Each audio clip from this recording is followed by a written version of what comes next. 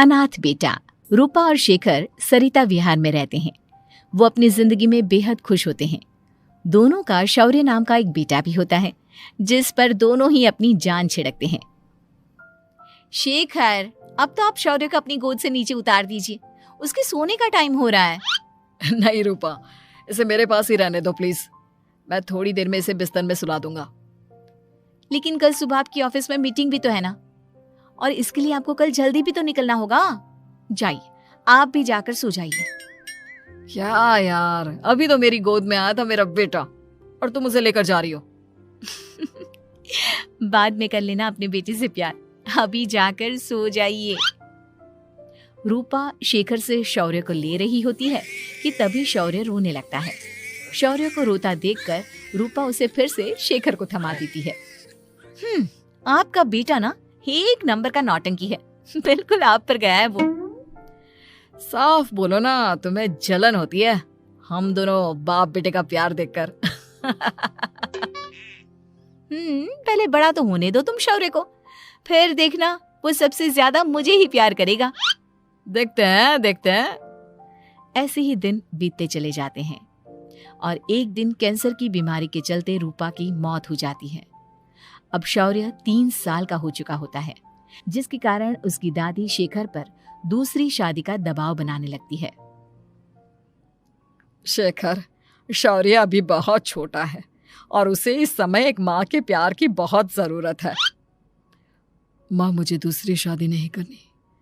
क्या पता जो दूसरी औरत आएगी वो मेरे बेटे को एक माँ का प्यार दे या ना दे। तो रूपा की छोटी बहन वैशाली से ही शादी क्यों नहीं कर लेता? वो तो शौर्य को एक माँ का प्यार पूरा दे सकती है ना। मैंने कहा ना माँ, मुझे दूसरी शादी नहीं करनी, और अपनी ही पत्नी के बहन से तो हरगिज नहीं। ऊपर से अगर रूपा देख रही होगी तो वो क्या सोचेगी? अपने लिए ना सही, लेकिन तुझे शौर्य के लिए तो शादी करनी ही पड़ेगी ना बेटा। शेखर कुछ कहता उससे पहले ही अंजुमन उसे रूपा की कसम दे देती है, जिसके आगे मजबूर होकर शेखर शादी के लिए हामी भर देता है। देखो वैशाली, मैंने तुमसे शादी सिर्फ अपने बच्चे के लिए की है। मैं चाहता हूं कि तुम उसे एक माँ का भरपूर प्यार दो। शौर्य, आपके साथ साथ मेरा भी कुछ लगता है। अगर आप मुझसे शादी नहीं भी करते तब भी मेरा प्यार शौर्य के लिए कभी कम या ज्यादा नहीं होता। शादी के कुछ दिनों बाद ही शेखर की माँ की भी मौत हो जाती है। वैशाली शौर्य को एक माँ से भी बढ़कर प्यार देती है। शौर्य को लेकर वैशाली का यूं निस्वार्थ प्यार देखकर शेखर को भी उससे प्यार हो जाता है और कुछ सालों बाद शेखर और वैशाली का भी लड़का हो जाता है। लेकिन इसके बाद वैशाली का शौर्य को लेकर बर्ताव बदलने लगता है। वैशाली, मैं देख रहा हूँ तुम आजकल शौर्य का जरा भी ध्यान नहीं रख रही हो। मुझे पता नहीं था कि आदित्य के होने के बाद तुम इतना बदल जाओगी। आदित्य मेरा अपना सगा खून है और शौर्य दीदी का, फिर मैं दोनों में अंतर कैसे नहीं करूं? माँ भले ही दोनों के अलग अलग है, लेकिन पिता तो एक है ना। अगर मुझे पहले पता होता कि तुम इतनी जल्दी बदल जाओगी तो मैं कभी तुमसे शादी ही नहीं करता। हाँ, तो किसने कहा था आपसे मुझसे शादी करने के लिए? मैं थोड़ी ना आई थी आपके पास, आपकी माँ ही आई थी मेरे घर आपका रिश्ता लेकर। वैशाली, मुझे तुमसे ऐसी उम्मीद नहीं थी। गुस्से में शेखर अपना पैर पटकता हुआ शौर्य को वहां से लेकर चला जाता है। पापा, मम्मा मुझसे प्यार क्यों नहीं करती? क्या मैं उनका सगा बेटा नहीं हूँ इसलिए मुझसे प्यार नहीं करती? मम्मा नहीं करती तो क्या हुआ बेटा, पापा तो करते हैं ना आपसे प्यार। कुछ दिनों के बाद, आज तुझे खाना पीना कुछ नहीं मिलेगा, चल चुपचाप से अपने रूम में जाकर सो जा। माँ, अब भाई को खाना क्यों नहीं दे रही हो? बेटा तू आराम से खाना खा, इस नालायक की चिंता मत कर। एक दिन खाना नहीं खाएगा तो मर नहीं जाएगा ये। अगर भैया नहीं खाएंगे तो मैं भी नहीं खाऊंगा। तू अपने भाई का भक्त क्यों बन रहा है? ये तेरा सौतेला भाई है, सगा नहीं जो तू लक्ष्मण बन रहा है। माँ, आपको इतना भी नहीं मालूम? श्री राम और लक्ष्मण सगे भाई नहीं थे। श्री राम माता कौशल्या और लक्ष्मण माता सुमित्रा की कोख से जन्मे थे। दोनों के सिर्फ पिता एक थे लेकिन माँ अलग थी। मुझे ज्यादा ज्ञान देने की जरूरत नहीं है, ये सतयुग और त्रेता युग नहीं है, समझे? आया बड़ा भाई का चमचा। इतना कहकर वैशाली वहां से चली जाती है। जिसके कुछ टाइम बाद शिखर वहां आता है और आदित्य उसे सारी बात बताता है। मुझे माफ कर दो शौर्य, तुम्हारी माँ के जाने के बाद मुझे दूसरी शादी का फैसला करना ही नहीं चाहिए था। अगर मैं दूसरी शादी नहीं करता तो शायद आज तुम्हारी ये हालत ना होती। नहीं पापा, अगर आप शादी नहीं करते तो मुझे आदित्य जैसा छोटा भाई कभी नहीं मिलता। थैंक यू मुझे इतना अच्छा भाई देने के लिए। तुम दोनों हमेशा ऐसे ही साथ रहना, फिर कोई भी तुम दोनों का कुछ नहीं बिगाड़ पाएगा। चलो मैं तुम दोनों को आइसक्रीम खिला कर लाता हूँ, बहुत भूख लग रही है ना। शिखर शौर्य और आदित्य को आइसक्रीम दिलाने लेकर जाता है। वो दोनों को पार्क में खड़ा करके आइसक्रीम लेने जा ही रहा होता है, तभी तेज रफ्तार से आती हुई एक गाड़ी उसे कुचल देती है और उसी पल शेखर की मौत हो जाती है, जिसके बाद शौर्य की जिंदगी नर्क से भी बदतर हो जाती है। सुन रहे चिरकुट, इस घर के किसी भी सामान को मेरी मर्जी के बगैर हाथ मत लगाना। इन सब पर अब तेरा कोई हक नहीं है, समझा? ठीक है माँ, मैं आपकी इजाजत के बगैर किसी चीज को हाथ नहीं लगाऊंगा। चल जाकर अब पूरे घर की सफाई कर।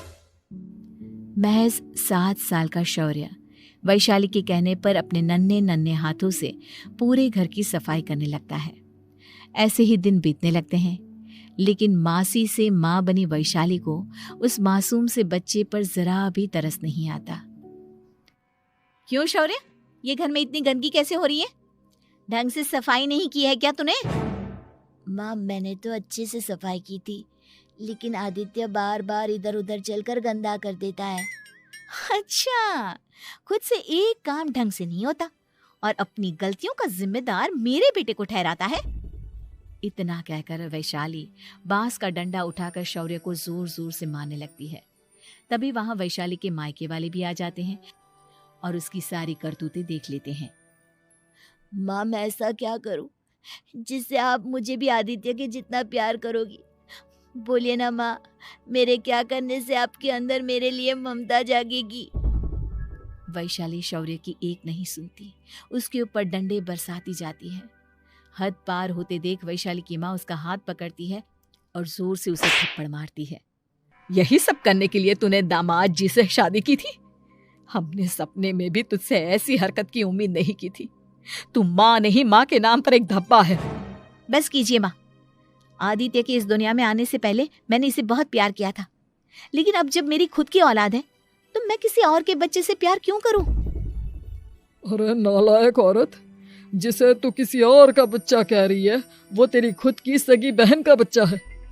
बहन है तो क्या हुआ, मेरे अपने बच्चे से बढ़कर तो नहीं हो सकता ना ये कभी। अगर यही बात थी तो तू हमें पहले बता देती, हम शौर्य को अपने साथ ले जाते। उसे इस तरह प्रताड़ित करने की क्या जरूरत थी?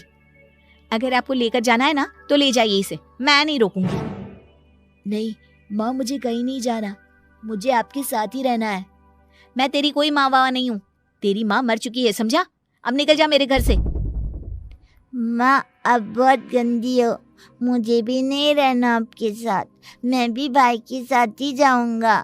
अरे तू क्यों जाएगा, तू तो मेरा सगा बेटा है, जाने दे इसे।